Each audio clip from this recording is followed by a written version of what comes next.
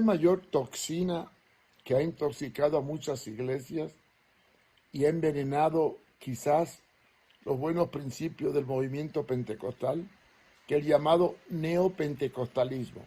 O sea, un pentecostalismo radical, ilógico y antibíblico que ha invadido las iglesias, llevando a muchas a la herejía. Es por ello que hoy vamos a analizar el neopentecostalismo y la apostasía. Ponga mucha atención. Hoy vamos a hablar del neopentecostalismo y la apostasía, algo que nos está amenazando en cuanto a la destrucción de la verdad doctrinal. Veamos. Hoy nos enfrentamos a un nuevo movimiento espiritual que se inició en la década del 70 y el cual procede del movimiento carismático, y uno de sus promotores principales fue Peter Wagner, que lo definió como la tercera ola. Peter Wagner es el padre de la red apostólica y también el promotor de la guerra espiritual. Este fenómeno ha dado origen al llamado movimiento neopentecostal y que actualmente crea las condiciones para que el enemigo gane ventajas en el aumento de la confusión y la apostasía dentro de la iglesia. Pero, como cristiano, no debemos ignorar las maquinaciones del enemigo, según 2 Corintios 2:11, contra la iglesia y el cual ha estado trabajando a lo largo de la historia. La palabra neo significa reciente, nuevo, neocatólico, neolítico, etc. Es identificado con una nueva corriente dentro de la que ya existen. Esta corriente conduce a las congregaciones hacia una anarquía y sincretismo espiritual muy peligroso. Es por ello que deseo analizar el riesgo que representa para las iglesias este movimiento cuando entra en ellas. En el proceso de retorno de la iglesia a la verdad bíblica, encontramos que el cristianismo vivió una etapa de oscurantismo medieval generada por la corrupción del catolicismo romano. Encontramos, por lo tanto, en la historia 3 etapas en el desarrollo del protestantismo.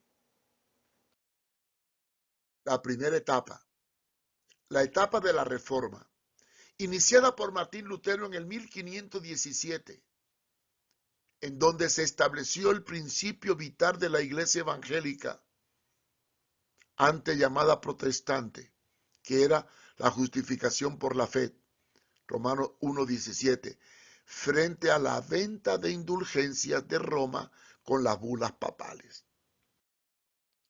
La segunda etapa de evolución del cristianismo moderno está en el avivamiento de la calle Azusa, 1906, que dio origen al resurgimiento de un mover del Espíritu Santo, naciendo el movimiento pentecostal.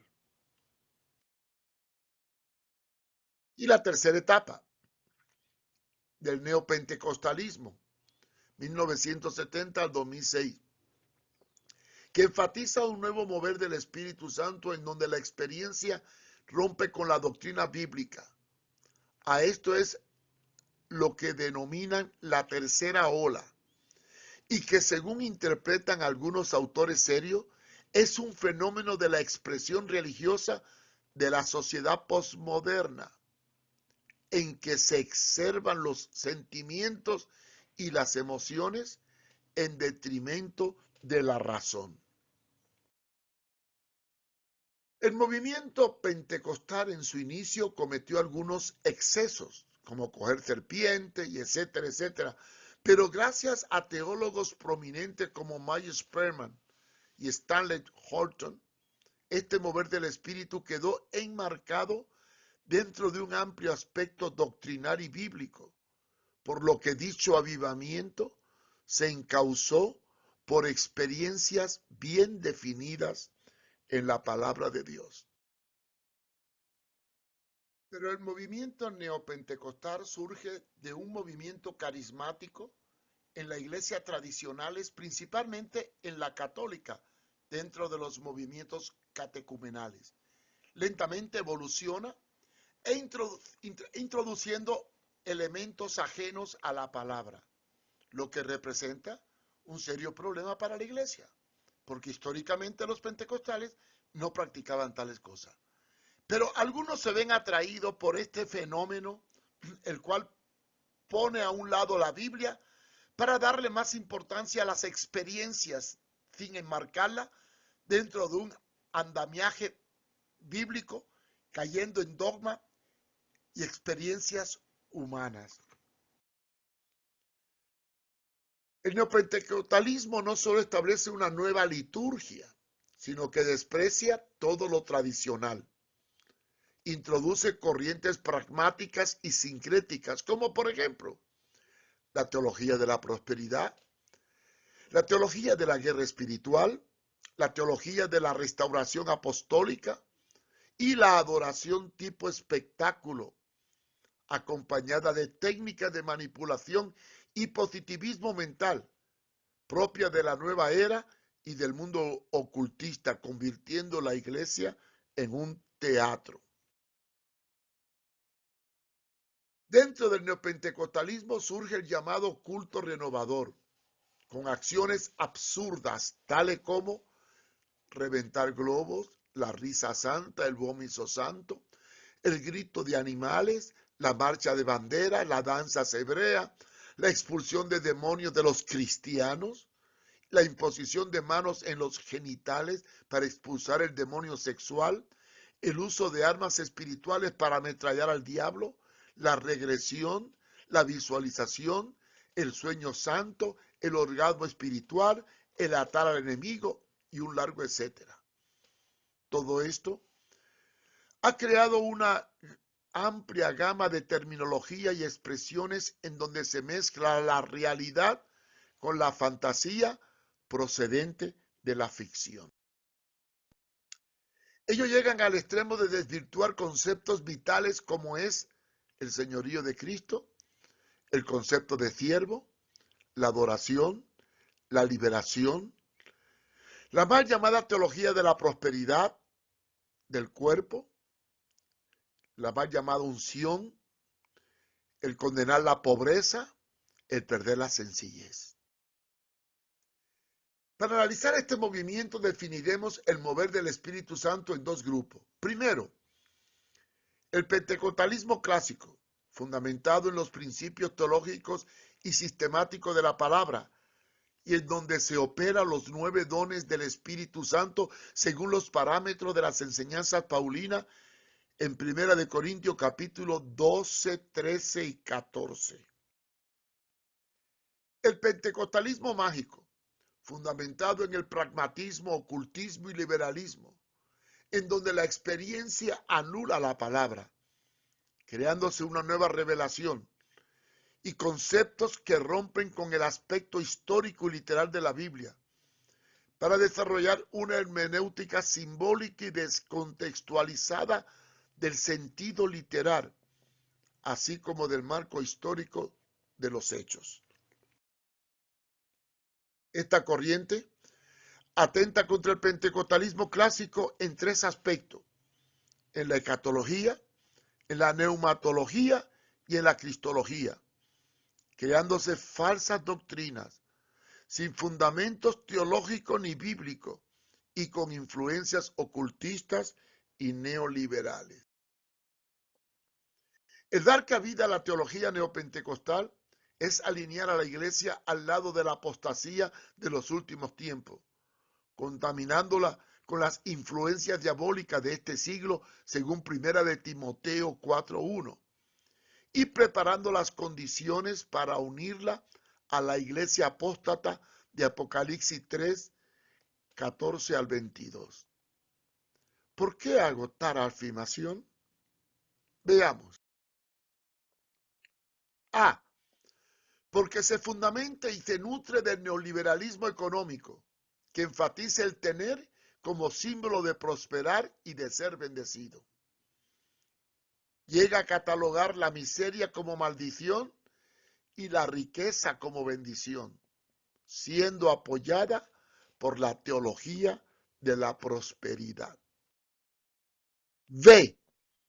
Crea una misionología animista, ya que el poder de atar y manipular a Satanás y a los espíritus malignos es vital para conquistar el territorio. Y para ello es la clave de la evangelización, lo cual crea la teología de la guerra espiritual. Por ejemplo, Robert Priest, Thomas Camper y Bradford Muller escriben que para liberar a las personas necesitamos, primero, información recibida de los demonios. Segundo, información por los practicantes de otras religiones. Tercero, el uso de relatos o experiencias. Cuarto, la evidencia de los resultados. Quinto, un contador Geyser interno. Sexto, revelaciones que vienen de Dios, y esto viene del libro del sincretismo misiológico, el nuevo paradigma animista. Todas estas enseñanzas son contrarias a la palabra y entran al plano del ocultismo. C es un énfasis extremo al antropocentrismo. La palabra antropocentrismo significa que todo gira en torno del líder. Son destacados hombres que afirman que tienen la unción, y estos crean apóstoles y profetas con poderes y revelaciones especiales que justifican para poder tener poder y riqueza. Esto crea una élite de nuevos ricos ungidos que se vuelven intocables, lo que da lugar a una red apostólica de hombres intocables. El énfasis extremo a manifestaciones sincréticas emocionalistas son las costumbres de estos grupos. Ellos afirman que la Biblia solo puede ser comprendida después de tener cierto tipo de experiencias, especialmente de milagros de sanidades. Su mayor fuente de autoridad son las experiencias extrabíblicas. El pastor Víctor Pino, ex superintendente nacional de las Asambleas de Dios en Perú, afirmó: considero que la llamada teología del bautismo de gozo o de risa, de la prosperidad, la superfe, el ladrido y rugido, no son teologías correctas, son herejías. La iglesia que se alinea dentro del neopentecostalismo funciona más como una estructura de empresa que como el cuerpo de Cristo. Esto se debe a que adoptan los métodos del mundo en sus planes de crecimiento, donde lo cuantitativo es más importante que lo cualitativo. La realidad que ésta se ha vuelto megas iglesias que controlan los medios de comunicación evangélicos, no presentan una definición doctrinal clara y le hacen el juego a los movimientos ecuménicos y al nuevo orden mundial.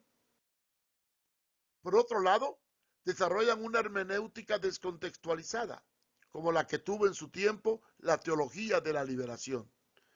Pero es contraria a esta, pues promueven el capitalismo brutal, apoyando los conceptos neoliberales de la economía y propiciando el involucramiento de los líderes cristianos en política, como lo estamos viendo en nuestro país. Ellos afirman que la iglesia puede cambiar la crisis que vive la humanidad desde el ámbito del Parlamento o del Congreso y por medio de una economía positivista, desarrollar una confesión positiva en donde todos los creyentes pueden ser ricos, poderosos y empresarios. Y para lograrlo, tan solo deben aceptar y proclamar el evangelio mágico de la prosperidad, así como atar al hombre fuerte mediante una guerra espiritual en dimensiones terrenales, con dar una vuelta o pegar un grito.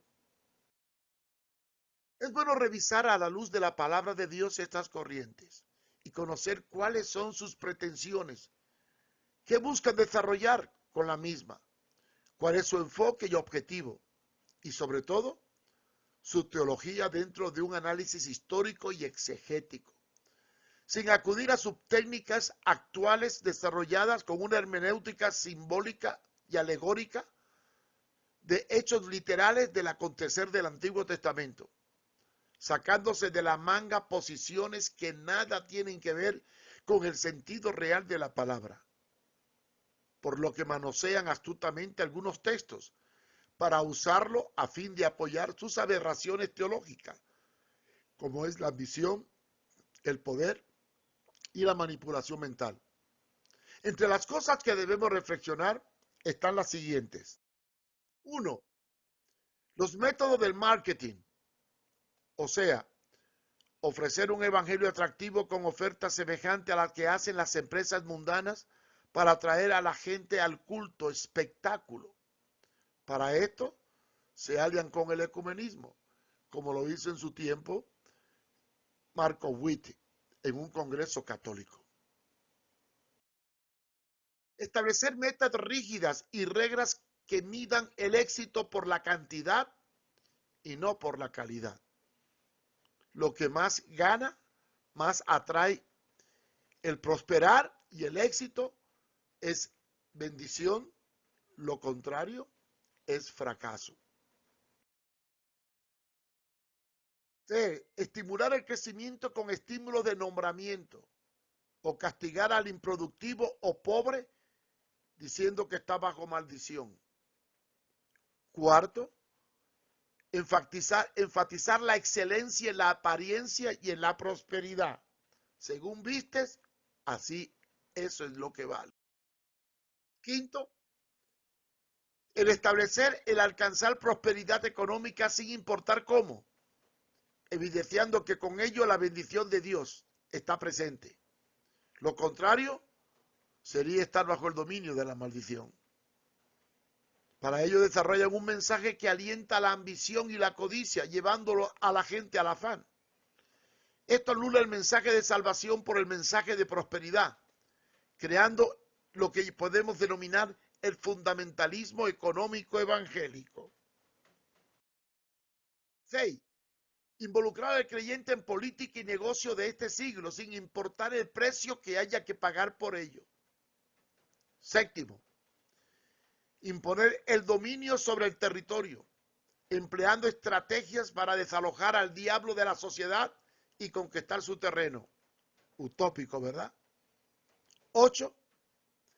Crear una élite ministerial poderosa económicamente y espiritualmente, que puede ejercer el avasallamiento o la tiranía de los santos en el rebaño, sin derecho a que ellos reclamen u objeten algunos abusos de autoridad.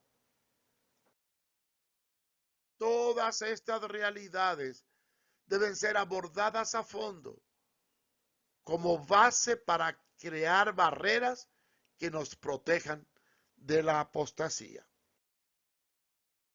Y sobre ello, escribí un libro que se llama El caos de los apóstoles y profetas modernos y la tiranía de los santos. Si le interesa, me lo puede pedir por correo a mi correo electrónico que daré al finalizar el programa. Como pastores tenemos que cuidar la iglesia. No hay peor toxina que el neopentecostalismo, que crea otras muchas herejías destructoras que arruinan los principios cristianos. Y para concluir diré que la vida cristiana no es emoción, es convicción. Y ninguna doctrina que promueva lo emocional en realidad va a llevar al hombre a una experiencia profunda con Jesucristo. Dios nos ayude. Muchas gracias por su compañía y puede escribirme para cualquier pregunta o sugerencia al correo de mariofumero@hotmail.com. También puede encontrar esta charla por mi cuenta de Facebook Mario Fumero o también en YouTube escribiendo Mario Fumero o en mi página web contralaapostasía.com. Muchas gracias por su compañía y Dios nos bendiga.